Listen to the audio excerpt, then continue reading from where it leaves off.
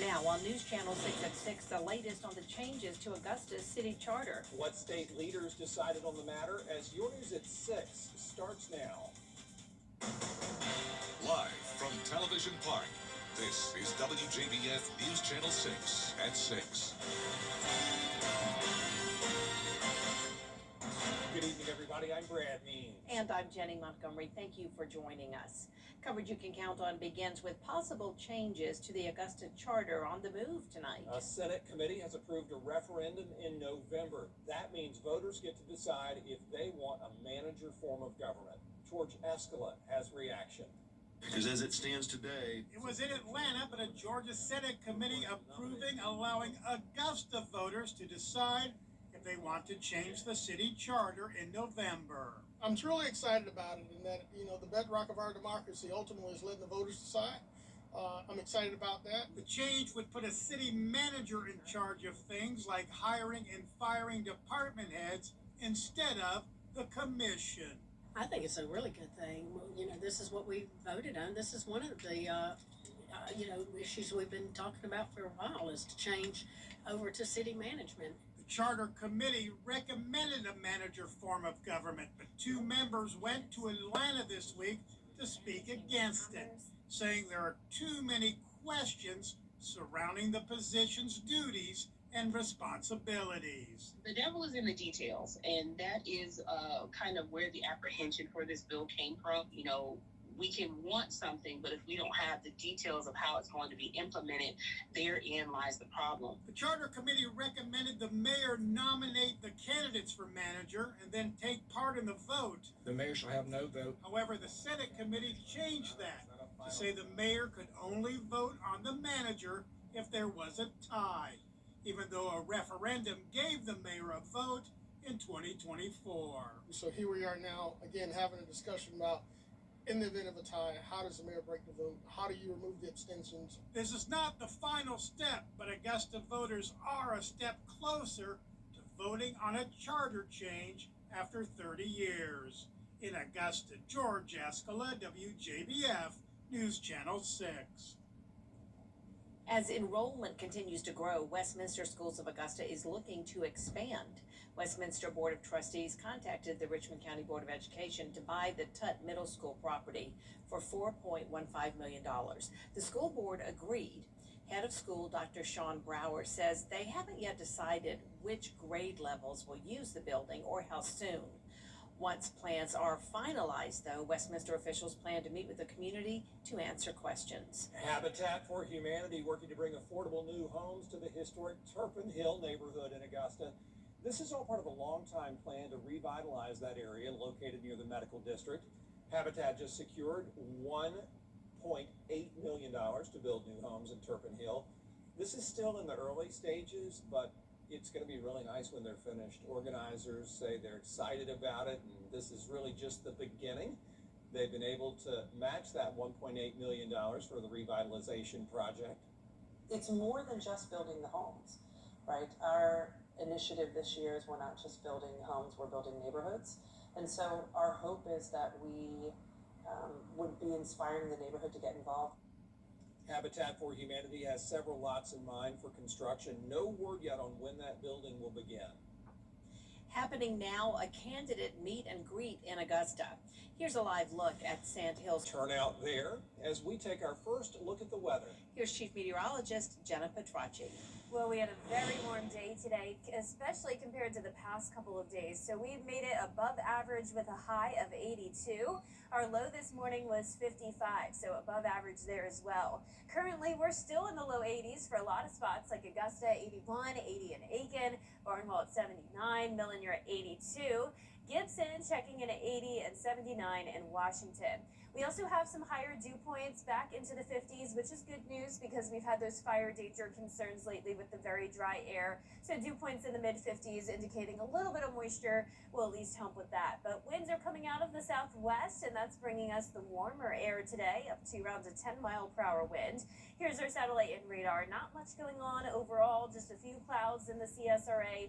You can see that here on our Terry Lambert Hyundai Skyview cam in Aiken. And speaking of Aiken, Aiken Fest kicked off tonight. overnight lasting through April 5th at the Western Carolina State Fairgrounds. It's going to be a beautiful evening to spend some time outside, as we'll be in the mid-60s by 9 p.m., 63 by 10. Looking ahead, we'll have an overnight low of 58, so not too cold tomorrow morning, and feeling hot tomorrow afternoon with a high of 90. Then cooling down with some breezy winds on Saturday, but overall it will be a beautiful weekend. I'll have your full Viper 6 forecast coming up, but back to you. All right, thanks a lot. We appreciate that, Jenna. Sad news tonight. One person is dead after a fire in Burke County. This happened around midnight on K Street in Midville. Several agencies responded. They got the fire under control about 2 o'clock this morning. We do not know the name of the victim just yet. The Richmond County Sheriff's Office needs your help solving a homicide case. 38-year-old Juwan Scruggs was found dead on East Boundary back in January. Investigators are asking the public to come forward with any information that could lead to an arrest. Researchers at Augusta University working on a project to help those with Alzheimer's, especially when it comes to treating the disease. It impacts 7 million Americans 65 and older, the 6th leading cause of death in this country. Neuroscientists at MCG recently got approval to start clinical trials on a proposed treatment by using deep brain stimulation. This has been successful in animal studies and in people with Parkinson's. Leaders say there is the potential one day for this to be part of the road to a cure. A cure would be relieving the patient of all of the symptoms of the disorder. And if we can restore their memory to the point at which they could engage in their activities in normal daily living again, and that extended indefinitely, I would say that that's a cure. Now, they have a device, they've had a surgery, so there's a lot of caveats to that, but yeah, I think it can be a cure. The goal is to see if the surgery can improve cognitive health in Alzheimer's patients for at least 2 years. They are looking for patients. We have more information on this story at WJBF.com. A soccer coach in Aiken County is off the job after an argument with another worker at the school. According to the school system, Silver Bluff head soccer coach Patrick Casper and a custodian got into an argument that turned physical. The custodian is on administrative leave, and Casper, who is not a district employee, was fired. A motion to reinstate Casper was denied at a meeting because there's no appeal process after a firing. The Columbia County Exchange Club is honoring victims of child abuse today. Their annual pinwheel display is in front of the Chick-fil-A in Mullins Crossing in Evans. Every pinwheel representing a victim of child abuse in Columbia County over the past year. A number, sadly, that has nearly doubled to 467 cases. This is something that impacts their community. You know, I guarantee somebody driving by knows one of the kids that this pinwheel represents. So child abuse is something a lot of people don't want to talk about, but it's something as a community we need to step up and have conversations about. We need to be talking to our kids about body safety. We need to be telling our kids if something ever happens that makes them feel uncomfortable, it's okay to tell somebody. And then we need to believe kids, because as you can see, this number is increasing, but we need to be having open conversations with kids so they know what to do if anybody ever makes them feel uncomfortable. And we can teach kids those skills and teach them that their body is theirs and nobody should be able to do something to their body. The Columbia County Exchange Club also donating $10,000 to child enrichment. The money will be used to provide free counseling services and free advocacy and help for children in foster care. Some good news for Georgia farmers, with federal block grants getting the green light following Hurricane Helene. Applications are now open for farmers impacted by the storm, with leaders urging them to apply quickly. The program covers losses including timber, livestock, dairy, and crops like pecans and blueberries. The storm destroyed a third of Georgia's pecan and cotton crops, damaged over 100 poultry houses, and impacted 1.5 million acres of timber. We're covering as many farmers as possible, as many producers, as many coverage areas, and as many commodities as possible, and we were able to do that. I believe Georgia has the largest amount of commodities covered of any state that were impacted by that particular storm, and I think it goes to show the devastation that we had in our state. You know, billions of dollars in damage to agriculture and our industry and timber industry across the state. The Hurricane Helene Block Grant Program runs through April 27th. Coming up on News Channel 6, no deal after talks to try to figure out how to fund the TSA. How lawmakers are working to reach a compromise next. What's happening in one of America's... Back to you. Chief Meteorologist Jennifer Tracci is back with us now. Well, it's going to be a very warm or even hot day, you could say, tomorrow with a high of 90 in Augusta. Then as we go into Saturday, we're cooling down and that dry and warm weather continues into the first week of April. I'll have your full Viper 6 forecast when we return. After an accident, it is not just about... Ready for your getaway during golf tournament week? For 1 week only, fly direct from Augusta Regional Airport to 16 destinations, including New York City, Los Angeles, Miami, Chicago, Nashville, and more. This only happens once a year. For details, visit flyags.com. A car wreck can happen in a snap, but did you know you can get your case started immediately by going to mycostellolawfirm.com? That's mycostellolawfirm.com to get your case started today. The Live Viper 6 Day Planner, available on Facebook and WJBF.com. Sponsored by Jordan Trotter Facility Services and Property Management. Now, your most accurate forecast with WJBF Live Viper 6. Welcome back. Here's a look at our Terry Lambert Hyundai Skyview Cam over at SRP Park. Cloudy skies, but nice and dry. A very warm day as well as we sit at 81 degrees. We have a southwest wind of 6 miles per hour. Dew points are in the mid-50s, so we do have a little bit of moisture around, but not enough to bring us any rain. Upper 70s to low 80s at this time, well above average for late March. And you can see all of the active weather is well to our north and west. We have this cold front, and this is going to swing down to our area tomorrow evening, bringing us some clouds and also breezy conditions, but still not expecting any rain. So here's your Friday forecast, upper 50s at 7 a.m., then climbing into the upper 80s, and some places could even hit 90 degrees for the first time this year. I'm forecasting 90 in Augusta. Our record is 88, so even if we end up topping off at 89 tomorrow, we will still beat that record. So here's our futurecast tonight at 7 p.m. Just a few clouds, but mostly clear overnight. High-level clouds tomorrow morning, but as we go into the afternoon, plenty of sunshine to enjoy tomorrow, but it will be hot. So be sure to stay hydrated if you are going to be out and about outside. And then as we go into Friday evening, there comes the cold front, lots of shower and storm activity behind it. But you can see once this moves towards the Augusta area, it starts to break apart. And we could see the possibility of a stray light rain shower overnight into Saturday morning, but not expecting significant rainfall. So high pressure takes over for this weekend. Nice clear skies on Saturday, along with cooler air thanks to that northwest wind. And it is going to be breezy on Saturday with wind gusts up to 30 miles per hour. We also have some very dry air moving in behind that cold front with dew points in the 20s on Saturday. So anytime that we have the low humidity and the breezy winds, that leads to a fire danger threat. And the entire state of South Carolina is still under that red flag alert until further notice. So it's possible that we could have some additional fire danger statements pop up as we go into the weekend. So 67 on Saturday, mostly sunny and dry, then a beautiful day on Sunday as well, topping off at 73. Our low temperatures tonight will be in the upper 50s to around 60. Highs tomorrow will be in the upper 80s and some places hitting 90. So here's your 10-day forecast. We're going to see a lot more 80s next week. We're going to be at 85 on the first day of April, and then still seeing those 80s all the way through Easter Sunday. And we'll also see some slight chances of rain by the end of the week.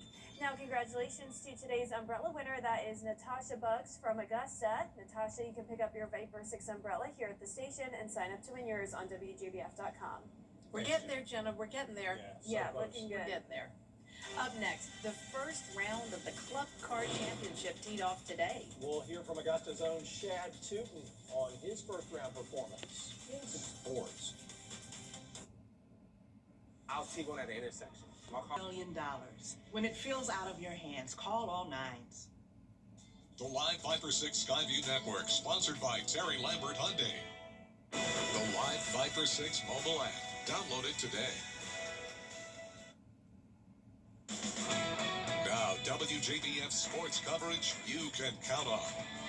The first round of the Club Car Championship teed off today in Savannah with Augusta native Shad Tootin in the field.